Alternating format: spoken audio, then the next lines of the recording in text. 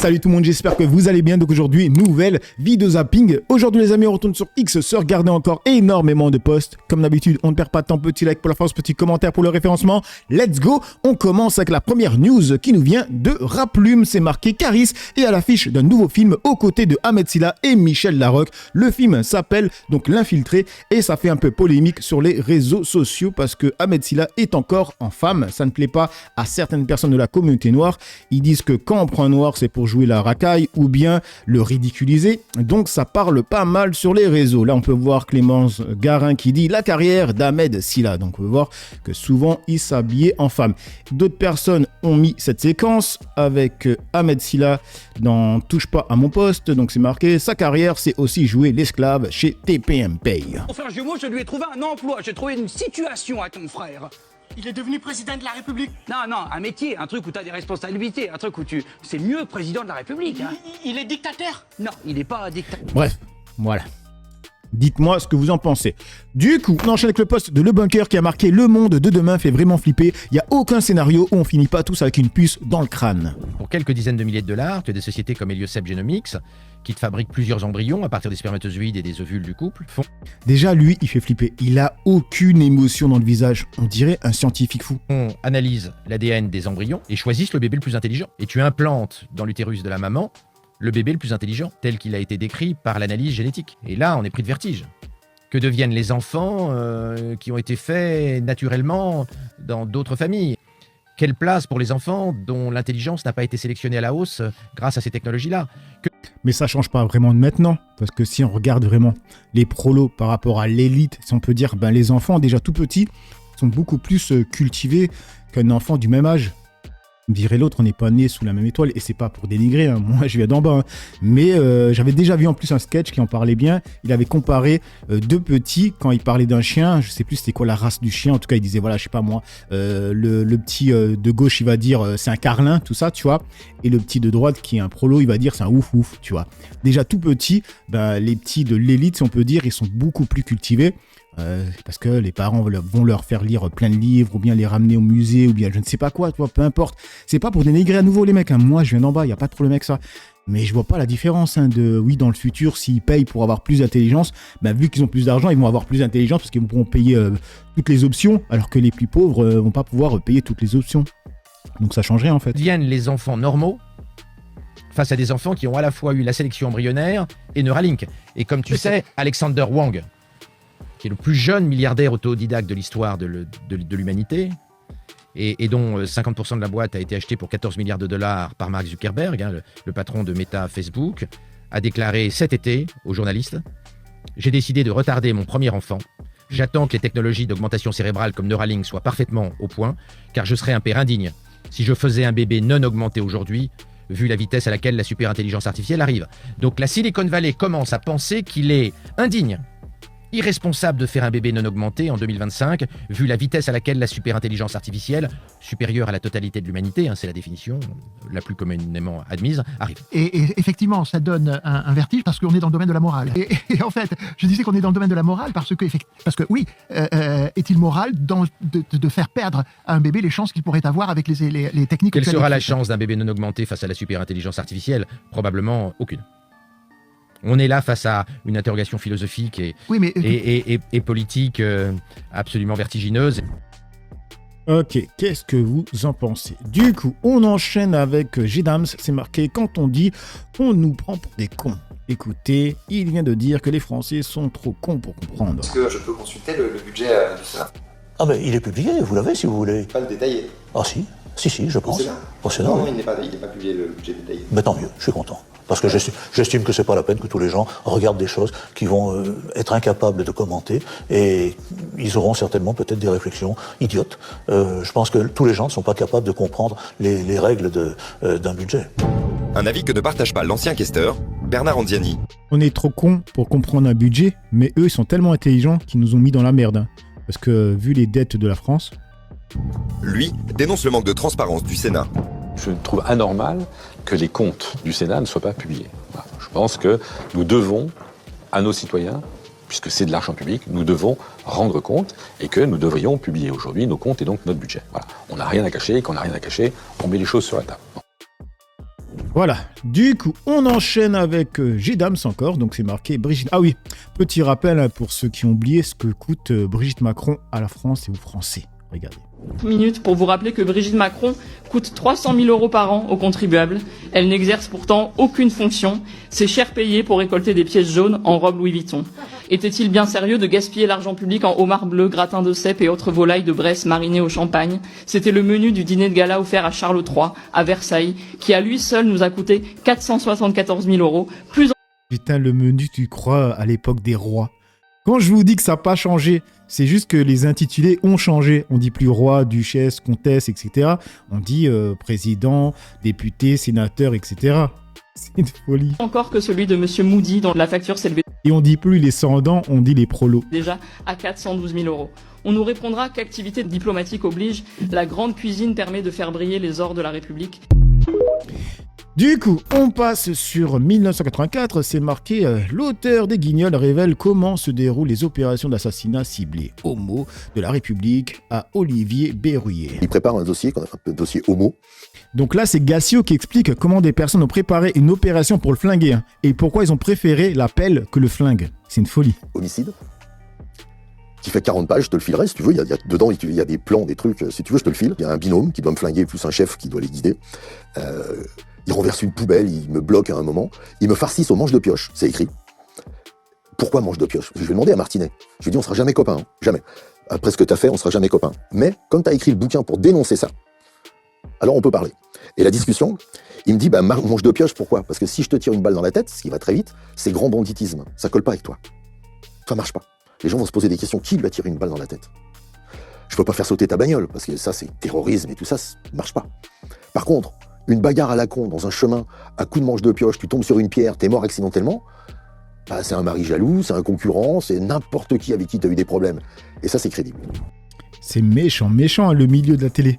Du coup, on enchaîne avec Marcel, avec Sarkozy encore, c'est marqué « Allez, on y retourne pour écrire le tome 2 ». Nicolas Sarkozy de retour en prison. Mercredi 26 novembre, la Cour de cassation doit se prononcer sur le pourvoi de Nicolas Sarkozy dans l'affaire Big Malion. Passé au second plan avec l'éphémère incarcération de l'ancien chef de l'État à la prison de la Santé, cette procédure en cassation, qui a suspendu la peine prononcée à son encontre, est l'ultime recours en droit français pour Nicolas Sarkozy dans ce dossier. Si son pourvoi est rejeté par la Cour de cassation, comme l'a préconisé l'avocate générale à l'audience du 8 octobre, Nicolas Sarkozy sera alors définitivement condamné dans l'affaire Big Malion. Une deuxième condamnation définitive après celle de l'affaire des écoutes. Sa peine d'1 an d'emprisonnement, dont 6 mois ferme pour le financement illégal de sa campagne présidentielle perdue de 2012, deviendrait alors effective. Dans ce dossier, les investigations ont révélé que pour masquer l'explosion des dépenses de campagne, près de 43 millions d'euros pour un maximum autorisé de 22,5 millions, un système de double facturation avait été mis en place, imputant à l'UMP, devenu LR, sous couvert de conventions fictives, une grosse partie du coût des meetings. Contrairement à ses co-prévenus, l'ex-chef de l'État n'était pas mis en cause pour ce système de fausses factures, mais comme bénéficiaire en tant que candidat d'un financement politique illégal. En première instance comme en appel, Nicolas Sarkozy a contesté vigoureusement toute responsabilité pénale, dénonçant fables et mensonges. Les mecs, faut quand même rappeler que ce mec, il a la chance qu'il n'y a plus la loi de haute trahison, parce qu'il était quand même en lien, en tout cas, ce qui paraît, il est en lien avec des terreaux qui ont flingué des Français dans des avions, d'accord? Ce gars est allé en prison 21 jours en VIP. Il n'a pas côtoyé les autres détenus, donc il n'a pas eu des bagarres à faire ou bien un harcèlement, je ne sais quoi. Il a juste quelques personnes qui ont crié son nom la nuit, d'accord? 21 jours en prison avec ses 2 gardes du corps. Et quand il sort de prison, et même avant de rentrer en prison, le mec, il a été applaudi dans la rue. Un mec a été applaudi dans la rue quand il devait aller en prison. Quand il allait en prison en VIP, il a reçu des 20 € de français pour cantiner. Ils ont envoyé de l'argent à un type qui est photographié avec des montres à 50K. D'accord? Et quand il sort de prison, il te sort un livre. Parce qu'il a fait 21 jours en VIP, le mec. Capitalisme pur. Après, j'ai dit que... Après, je suis pas contre, bien sûr, il a trouvé le truc pour se faire de l'argent. Sartec, comme on dit. Mais le gars, j'ai dit qu'il allait faire minimum 30K. J'avais dit minimum, donc un SMIC par jour. On sait très bien qu'il va faire plus. Et quand il est sorti de prison, il est allé directement dans un restaurant des 1%, tu sais, là où toute la bourgeoisie l'a applaudi. C'est une folie, les mecs. Ils le font passer pour... Moi, ça me fume. Sérieusement, les mecs, moi, ça me fume, ça.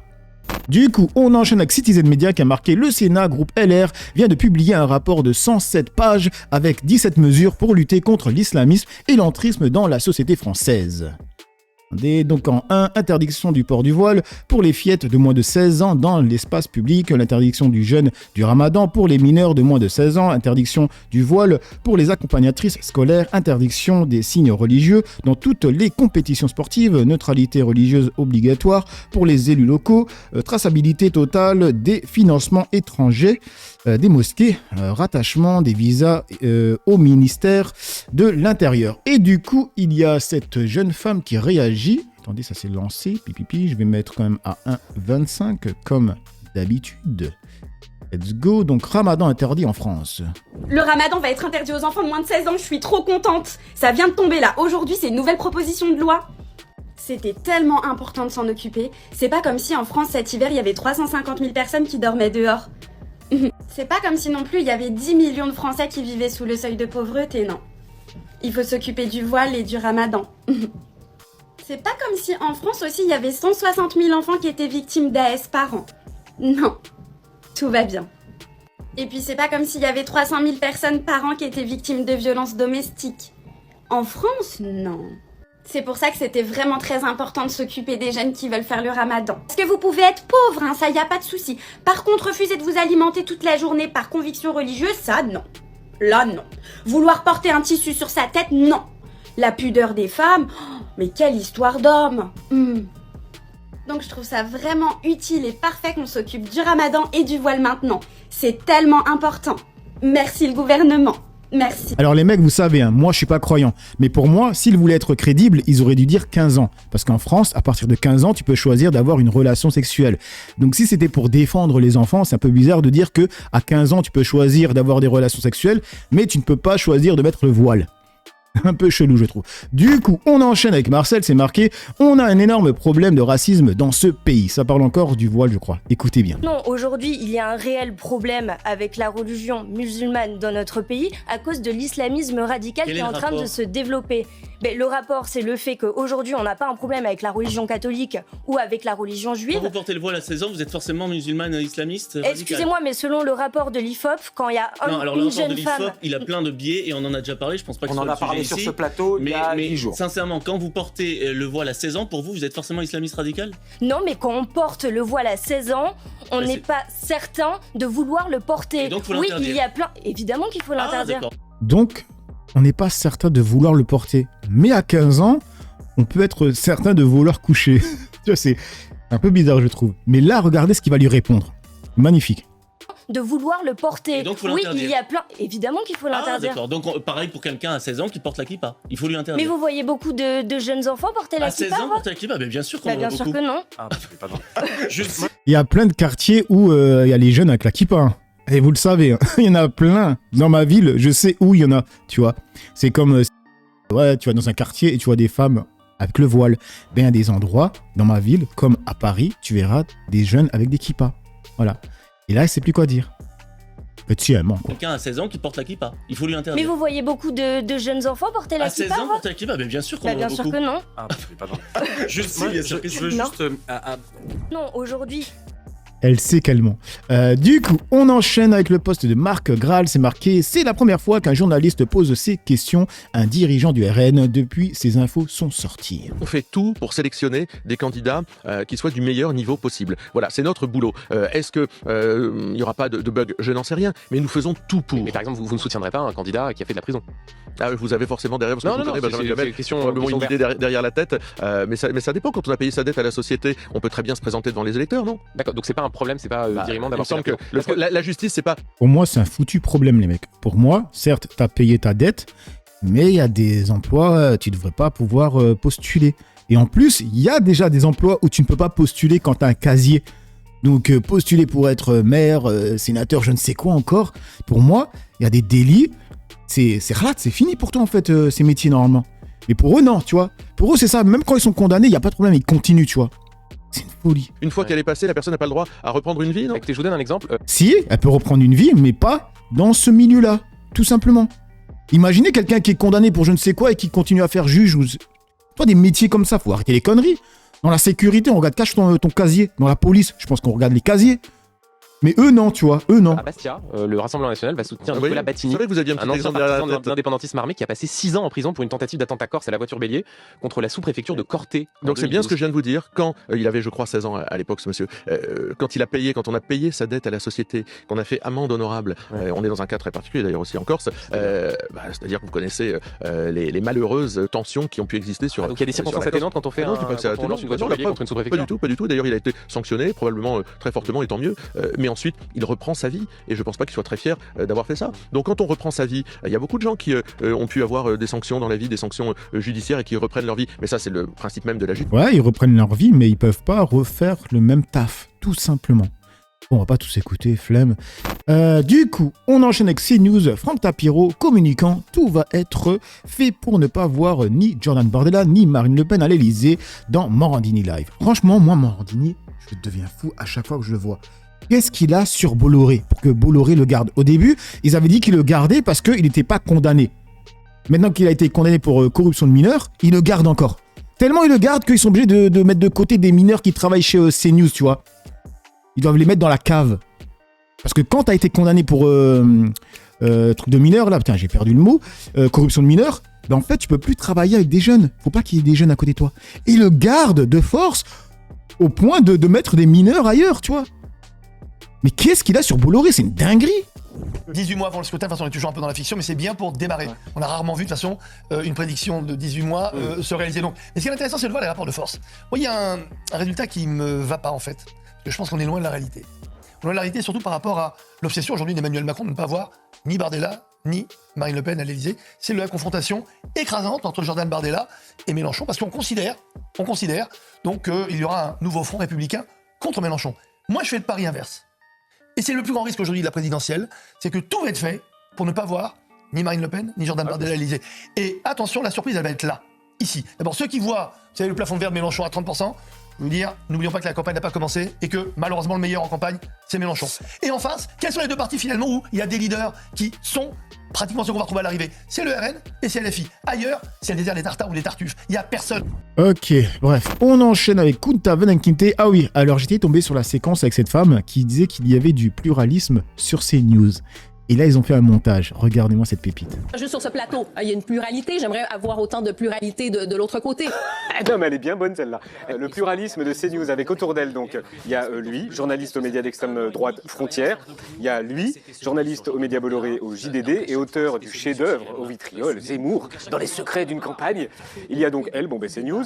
Il y a lui, Dacier, qu'on ne présente plus, chroniqueur condamné pour injure publique à caractère racial. Il y a lui aussi, chef de service aux médias d'extrême droite Valeurs Actuelles. Et tout ce beau monde est aiguillé par lui, CNews. Les filles voilées, les étrangers sous OQTF, l'islam politique qui gagne du terrain, les frères musulmans, on est chez les fous. Et les rares fois où il y a une personne de gauche, elle est face à cette meute, les mecs. C'est ça la pluralité chez CNews. Du coup, on termine avec Elodie DVT, c'est marqué « Monsieur Glucksmann, faites pas cette tête ».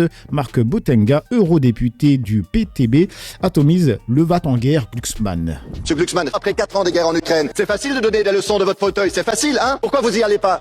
Quel culot quand même, hein? Tous unis, heureux de célébrer ici un texte qui dit aux travailleurs qu'il faudra peut-être travailler plus de 13 heures par jour, plus de 48 heures par semaine. Et tout ça pour le militaire dans un secteur où c'est déjà, grâce à la guerre en Ukraine, le jackpot pour les patrons et pour les actionnaires. Est-ce que vous savez ce que c'est la fatigue quand on travaille dans une industrie dangereuse avec des explosifs, des produits toxiques? Non, évidemment, vous le savez pas. Et que ce genre d'idées viennent de la droite, ça ne m'étonne pas. Hein, vous êtes toujours prêts à sacrifier les intérêts des travailleurs. Mais que le groupe socialiste, social-démocrate va soutenir ça, franchement, mais quelle trahison! Main dans la main avec la droite. Monsieur Glucksmann, ne faites pas cette tête. Franchement, hein, oui, je sais bien que vous iriez même plus loin, vous. Hein, vous enverriez même les travailleurs à la mort, j'ai bien compris. Quand votre général français, là, il disait, on se prépare à perdre nos enfants dans la guerre, vous avez applaudi des deux mains. Bah écoutez, franchement, après 4 ans de guerre en Ukraine, c'est facile de donner des leçons de votre fauteuil, c'est facile, hein? Pourquoi vous y allez pas? Pourquoi vous envoyez les enfants des travailleurs? Allez-y vous-même plutôt que de faire la leçon aux autres, monsieur Glucksmann. Franchement, hein, mépris pour les travailleurs, on en a un peu marre ici. Respectez les gens, finalement. Vous dites défendre l'Europe, mais à la fin, qu'est-ce que vous faites? Vous attaquez les travailleurs européens. Non, on ne payera pas le prix de vos échecs diplomatiques et on ne cédera pas. On ne cédera pas nos droits sociaux. Hein? Non, mais profitez bien de vos privilèges ici. Hein? Les travailleurs vous feront payer l'addition. Ok, donc voilà les amis pour cette petite vidéo zapping réaction. Dites-moi ce que vous en pensez dans l'espace commentaire, dans la joie, la bonne humeur, sans insulte comme d'habitude. Moi, j'ai assez parlé pour le peu que j'ai parlé. À vous d'écrire. Ciao tout le monde.